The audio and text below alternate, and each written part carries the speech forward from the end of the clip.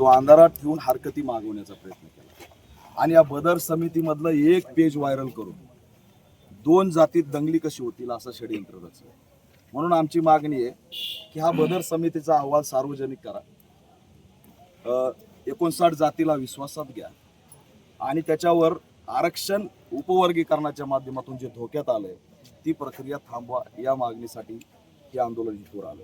अनुसूचित जाती जमातीच्या जवळपास 2.5 लाख जागा त्या रिक्त आहेत, त्या तात्काळ भरल्या पाहिजेत ही याच्यात भूमिका आहे. SC STचं पदोन्नतीतील आरक्षण रखडलेलं आहे ते सुद्धा झालं पाहिजे आणि EVM हटवून बॅलेट पेपरवर निवडणुका घेतल्या पाहिजे.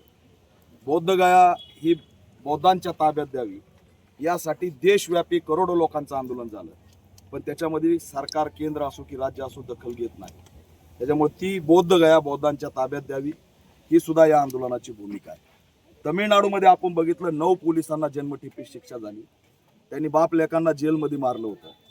परभणीला जेलमध्ये सोमनाथ सूर्यवंशीची हत्या झाली आणि त्याच्यामध्ये मॅजिस्ट्रेटनी सांगितलं की हत्या झाली, पोस्टमॉर्टम रिपोर्टनी सांगितलं हत्या झाली, तरी 2.5 वर्ष झालं महाराष्ट्र सरकार शहीद सोमनाथ सूर्यवंशीच्या प्रकरणात एकाही पोलिसाला अटक करत नाही आणि गुन्हा सुद्धा दाखल करत नाही.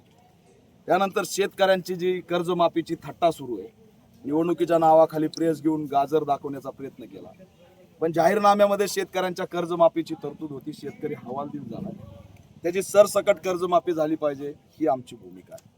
मी तुम्हाला विनंती करतो, तुम्ही तहसीलदार आहेत, लोकलच्या बी बियाणे ऑफिसला जा. 1300ची बॅग 1800ला झाली. खताचे भाव वाढलेत, बियाण्याचे भाव वाढलेत. एकीकडं देशाचे पंतप्रधान म्हणतायत की सध्याची जागतिक वैश्विक संकट आहे आणि या वैश्विक संकटामध्ये शेतकऱ्यांना महागाईला सामोरं जावं लागतं. त्याच्यामुळे बी बियाणावरील महागाई सुद्धा रद्द झाली पाहिजे. कांद्याला 25 रुपये त्या ठिकाणी भाव मिळाला पाहिजे, पिकाला हमी भाव मिळाला पाहिजे. नीट पेपर फुटीमुळे जवळपास 20 जणांनी आत्महत्या केली. शिक्षण मंत्री धर्मेंद्र प्रधाननी राजीनामा द्यावा यासाठी देशव्यापी आंदोलन सुरू आहे, त्याला आम्ही ती मागणी पुढे घेऊन आलोय. एवढंच नाही, त्याच्यावरती मनुष्यवादाचा गुन्हा दाखल झाला पाहिजे ही सुद्धा आमची या माध्यमातून मागणी आहे. आणि जवळपास 8 ते 10 आरोपी धरलेत. त्या आरोपींवरती यांनी दहशतवादी हल्ला केला असं जाहीर करून देशद्रोहाचा गुन्हा सुद्धा दाखल केला पाहिजे ही आमची भूमिका आहे. आपल्या जिल्ह्यात, जळगाव जिल्ह्यात रमाई आवास योजनेचा निधी नाहीये, सामाजिक न्याय विभागाचा निधी इतरत्र वळवला जातो, त्याची सखोल चौकशी करावी. दलित वस्तीचा निधी असेल, घरकुलाचा निधी असेल, तो लुटला जातोय. आणि ज्यावेळेस आम्ही विचारायला जातो अनेक जिल्ह्यात की हा निधी गेला कुठं, तर ते आम्हाला सांगतात की सामाजिक न्याय विभागाचा निधी लाडली बहीण योजना जाते. म्हणजे दलित आणि आदिवासींचा आम्ही जो आकडा काढला, म्हणजे आम्ही जो ऑथेंटिक आकडा काढला तो 8,000च्या आसपास आहे.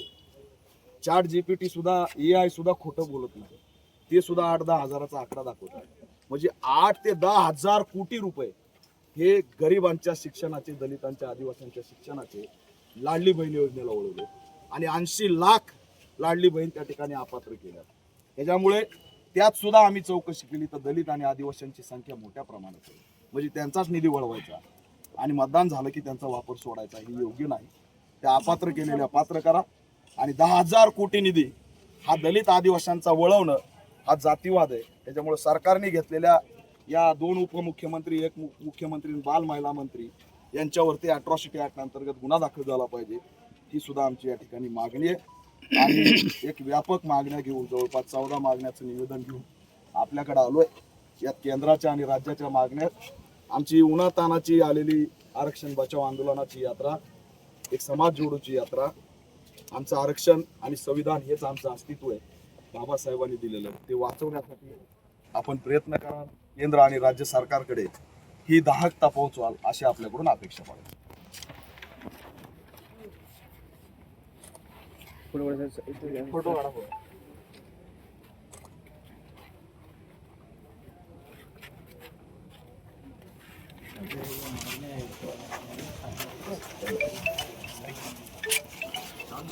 डॉक्टर बाबासाहेब आंबेडकरांचा